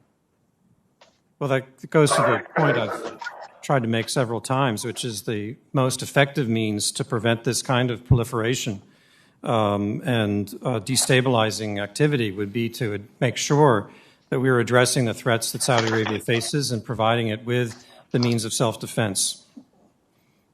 Right. Well, ultimately, though, we wind up fueling it if we don't guarantee that Saudi Arabia understands that we're going to abide by a gold standard, which is why Senator Rubio and I introduced the Saudi Nuclear Nonproliferation Act that requires Congress to affirmatively approve any 123 agreement with Saudi Arabia and would hold them to the gold standard, requiring them to commit to forego any uranium enrichment or spent fuel reprocessing.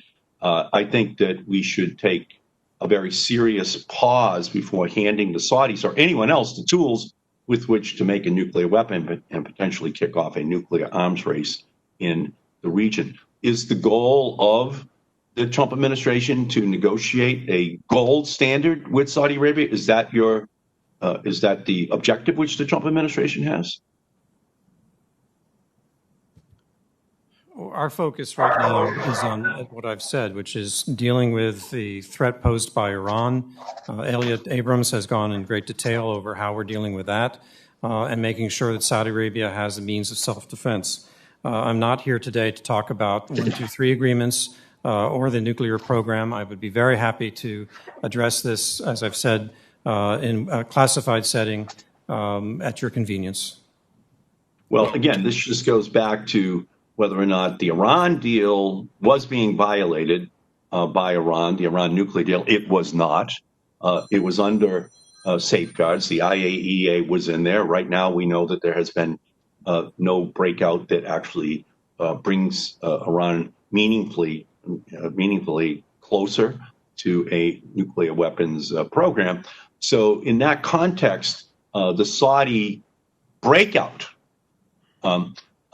it is on the Trump watch, and it is something that, of course, you won't testify to. You won't give us the information in terms of what's going on with any relations with China or other countries, but that in and of itself is an indication that the Trump administration is actually leading to a fueling of the nuclear arms race in the Middle East rather than trying to douse those flames. And so from my perspective, I'm looking forward to getting the briefing on what's going on in Saudi Arabia. I would like to do so as soon as is possible, but I believe something very significant historically is right now unfolding in the Middle East, in Saudi Arabia. And the last thing we need is an all-out nuclear arms race in that region. And I'm afraid the Trump administration policies are pointing us in that direction. Thank you, Senator. Thank you, Mr. Chairman. Thank you. Do we have any other members online that have joined us?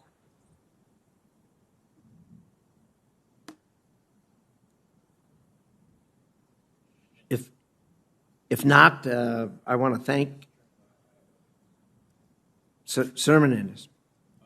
Thank you, Mr. Chairman. Let me briefly first say I was chuckling when you said Senator Kaine acquitted himself well, because you said he'd only acquitted himself well while he was praising the administration. I think Senator Kaine was acquitting himself well in his totality of his presentation, so that's why I was chuckling. And I would just note for the record that several members of this committee on both sides of the aisle, including myself, have a resolution recognizing the historic and important significance of the UAE-Bahrain agreement. So it's not that we're not prone, because it's election time, not to recognize that which is. But as someone who's been working on Iran since I was in the House of Representatives when no one was paying attention to Iran, and I would say, well, why are you not paying attention to Iran, a country that has huge oil and natural gas reserves and is seeking nuclear power for what? Not because it needs it for nuclear domestic energy, but for its design for nuclear weapons. I've called it as I've seen it, including in the last administration when I had strong disagreements. But that's not going to stop me now from having, when I believe, strong disagreements with this administration. So let me turn to a couple of questions I have in that regard. Special Representative Abrams, and maybe you can just give me a couple of quick yes or no's on these. Do you agree that over the past 2 years, Iran has moved closer to developing a nuclear weapon? I would say they have moved a little bit closer in the sense that they've got more fissile material. That's what I was going to get to. Has Iran increased its stockpile of low-enriched uranium? Yes. Has it increased its enrichment capacity? Yes. Okay. So is Iran's breakdown time, meaning the time Iran needs to produce enough weapon-grade uranium for a nuclear weapon, significantly shorter than it was in 2018? I don't know if I'd say it was significantly shorter. Is it shorter? In principle, it has to be shorter. Yeah. So those are all critical elements of when we're considering how Iran is doing vis-a-vis our policy in terms of achieving the ultimate goal. Let me turn to Secretary Hale. I know we've been calling you ambassador, which you will have for life, but right now you are the secretary, so you deserve that title. I want to pick off on Senator Young's comments about Turkey and your response. When Turkey ultimately intercedes in the internationally recognized territorial waters of the Republic of Cyprus, a member of the European Union, is it promoting peace and stability in the region? We've called that out. We definitely are seeking to de-escalate the situation in the Eastern Mediterranean, working with the French and others. Secretary of State was in Cyprus recently. So we are working. It is very problematic, and we're working to de-escalate. Yeah. And the only person the only country who's interceding in their international waters is Turkey. I mean, I love how we call on both sides. Well, one side's not doing anything. Same thing in Greece. Is Turkey promoting peace and stability when it intercedes in the territorial waters? No, I didn't mean to suggest we're calling on all sides. What Turkey's doing is problematic, and we are trying to bring about de-escalation. Same thing in Greece. Is that not true? Yes, that's correct. Territorial.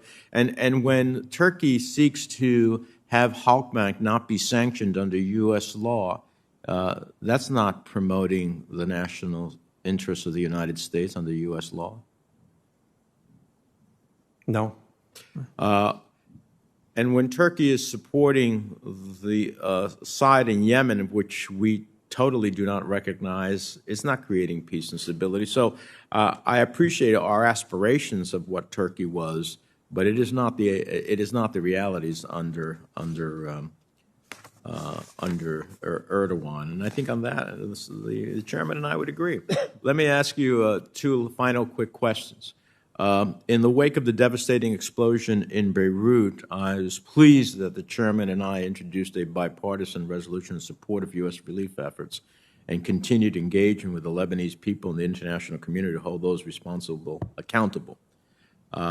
What more can the U.S. do to support those voices and actors in Lebanon who have proven to be good interlocutors? Well, we meet with them, which is important because it demonstrates that they have a legitimate voice in the country, and we encourage them. We have trained many of their cadres on how to organize as NGOs. There's a lot going on at the grassroots level. And we also engage the elite leadership of the country, many of whom are feeling on the defensive, and finding out what they're planning to do to turn the situation around. I'm struck, frankly, during my visit there by how much Hezbollah is also suffering as a consequence of this. They are caught up in the same pool of people on the public level demanding that Hezbollah as well disarm, that they stop their own corrupt practices. They're at the center of this problem, and we strongly endorse that view as well. We think that continued focus on reform is the right way. And you know, when I went out and met with some of the demonstrators and activists, they shouted to me, "No bailout. Do not bail out this government." And I said, "We agree. We will provide humanitarian relief. We thank you for your support here in the Senate for that. But we have to be tough and make sure that our broader assistance is conditional on fundamental change." Well, I hope we can continue to make sure that our assistance goes to supporting and empowering people working on behalf of all the Lebanese people. And then finally, I know that you're familiar with the U.S.-Sudan Claims Agreement and the legislation that the State Department is asking Congress to pass to implement that international agreement. Let me be clear, Sudan is at a very fragile moment, and I have consistently indicated for more than a year that the administration should do much more to support the fledgling democracy than it has done. I support a Sudan claims deal, but I also believe this deal falls short. And I have some questions about how the administration, whether or not it has a commitment to make it better. The legislation the State Department is seeking refers to, quote, fairness for U.S. victims. But is it fair that the State Department left 9/11 families completely out in the cold in the Sudan negotiations? Is it fair that you intentionally excluded their claims from the Sudan deal? You conveniently did not share that fact with Congress. And then you pushed Congress to pass legislation that would have completely terminated all 9/11 claims against Sudan. So I want to hear from you. That doesn't strike me as a fair deal. It's a slap in the face to our fellow citizens who lost loved ones in 9/11. So speak to me about this concept of fairness that you seem to have, not you personally, but the State Department. Well, the agreement addresses the existing claims from victims of the Cole bombing and the embassy bombings that occurred in East Africa. Those claims are longstanding. They have been through the court system, and we believe that this deal offers a fair basis, as do the victims themselves who have essentially accepted the deal.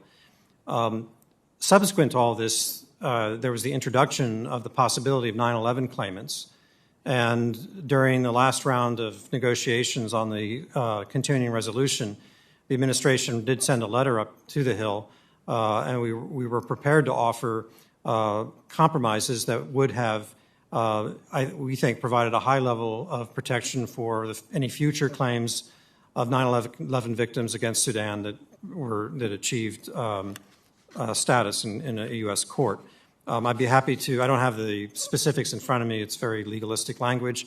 I'd be happy to get that to you right away this morning. It is very legalistic, and I'm familiar with it. Let me just say I will oppose any Sudan legislation that fails to preserve and protect the 9/11 claims to make sure that 9/11 families are not stomped upon by the administration.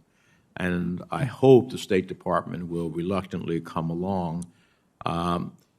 I have not seen the text. Congress has not seen the text of the U.S.-Sudan agreement. Can you commit to sharing the text of the agreement with Congress by the end of the week?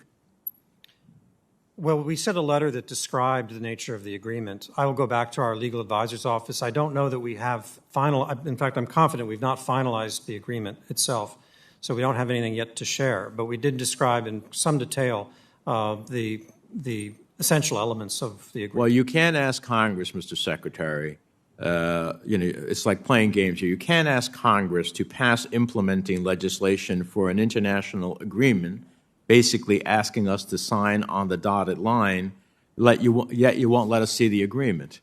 That's absurd. So I'm not going to sign on to something that I can't even see. So until we get to that point, count me out. And I think we may bring others along with us. Thank you, Mr. Chairman. Mr. Chairman, if I could just jump in for 1 second, just to respond to something that Senator Menendez said, of course, correctly reminding us of your own comments about the Iranian nuclear program decades ago. Those comments, those judgments are still exactly correct. They're still behaving like a country that's looking for a nuclear weapon and has something to hide, even in 2020. The IAEA asked for access to 2 sites in January. It took 7 months to get access to 1 site. The IAEA has reported this year that it visited 3 sites that were clearly sanitized. We have the archive discovered by the Israelis that shows that they kept intact everything they had done on the development of a nuclear weapon and the team that had done it under the same leadership. So that same problem does exist now, decades later. We don't disagree. Thank you. And let me also confirm that the ranking member's view on Turkey and my view are absolutely congruent. So with that, Senator Keene, we promised a hard stop at 11 o'clock. We got a couple of minutes. I will honor that. The chairman has one of the best, look over his glasses eye rolls when you try to do a second round. But thank goodness I'm sitting so far away from you in social distancing that I couldn't read that cue. I'm going to be quick. Secretary Hale, you are really an expert on Lebanon, and there have been questions about the current situation in Lebanon, and I've appreciated your answers, Senator Romney, Senator Menendez, Senator Shaheen. But I'm sort of looking down the road. I really, really worry about Lebanon. I think it's an incredibly important country. I think the U.S.-Lebanese relationship, especially in military affairs, has been a positive one. But I think it's on the verge of failed state status, and many Lebanese Americans believe that. Many people that I talk to in Lebanon believe that. I sometimes worry a little bit that we are, in our alliance with Israel, we're so worried about Iran that we don't talk enough about Lebanon, although there's obviously the connection because of Iranian support for Hezbollah. But you want to see reform. You mentioned that. We have to see reform. We have to use our aid to promote reform. But as somebody who is a real expert on Lebanon because of positions both in Beirut and in the State Department, what is a reasonably optimistic, not an unreasonably optimistic, but what's a reasonably optimistic sort of path forward in Lebanon that you think could occur, and what can the United States do to facilitate a reasonably optimistic path forward for that country? The country's basically out of gas. I mean, prior to the explosion, they had a deep financial and economic crisis already. They have a burden of a quarter of their population are refugees today, and COVID-19 has struck them heavily. And then they have a completely dysfunctional form of government that Hezbollah, at the center of, exploits fully to their own advantage. This is the set of problems that we have. Now, one of the strategies that I think is important to bear in mind is that Hezbollah is in that position largely because of their monopoly of arms, so that's why we're supporting the army, but also because they can call upon non-Shia allies in government to at least get a parliamentary majority. And given the mood of anger that I detected anyway, I think that for elections that were held soon, there could be potentially very different results that would shift toward more reform-minded and moderate forces in Lebanon. So I think that's an important goal. The French president is very active in trying to bring together agreement on a government. I think that the standard that we will apply to that government is it able to begin this reform process? And we're not unrealistic. We realize that they can't take on everything.